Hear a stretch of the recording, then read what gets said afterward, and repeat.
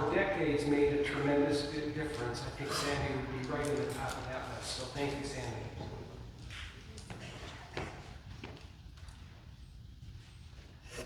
Good morning. Good morning. Michael made it very clear that this is a Catholic lecture and not to talk from there, so I'm very precise. I was very honored to be asked to come this morning and just share, as Jeff Ruggles assigned to me, why I think the Gilford Community Church is important to our community. So I'll take just a moment, as you instructed me to do that.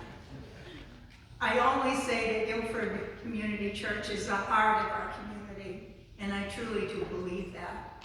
I guess if I were asked what the second place in our community is the heart of our community, I would have to say Gilford Elementary School, because I spent a lot of time there in my teaching and administrative career, so I know the joy of that building as well.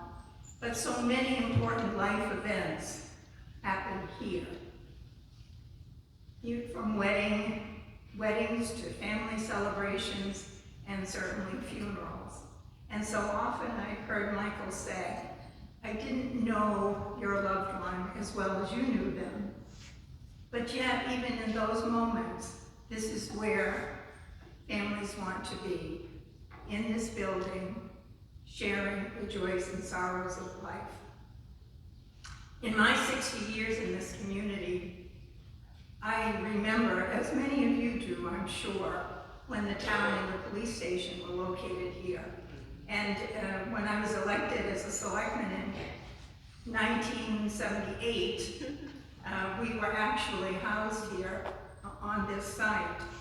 And then we moved to the Wilson House, now known as the Bro House. And then we proposed the building, which is our new town hall. But so much history is located in this site. When we made the decision to move voting from the school to the Gilford Youth Center, we talked with Michael because we knew the effects it was going to have on programming here at the church, as well as the youth center, and of course the library. And once again, you welcomed us with open arms.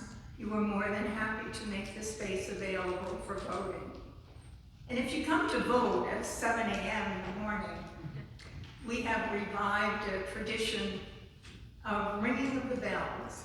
It is said that in the old days, the selectmen would go to the front of the town hall, and I think I'm in the right direction here, and they would ring the bells, supposedly to remind the farmers up on the hillside that today's the day of voting and you need to get here and remember to vote. And so once again, we revive that tradition, and then we close the little ceremony with a salute to the flag. And speaking of Gilford Youth Center, what a wonderful addition that has been to this whole site, to this community of citizens. So much goodness is shared between this building and the youth center. And having served on the board there for a few years, I can truly appreciate how we have been enhanced by what happens in these walls. And lastly, I'd just like to say a thank you for the fellowship hall. You know, it's so symbolic of your open arms and your welcoming arms. So many happy times are shared downstairs.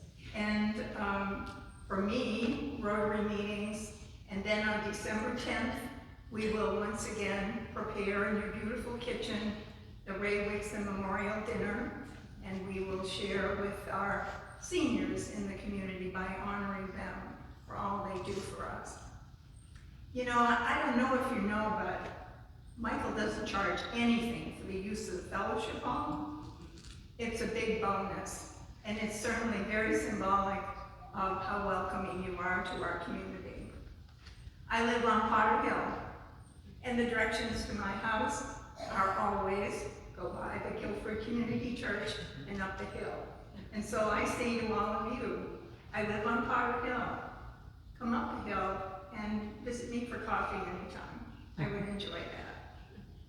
May I close by saying to you, that there is no greater blessing than to be a light through the joys and sorrows of our lives.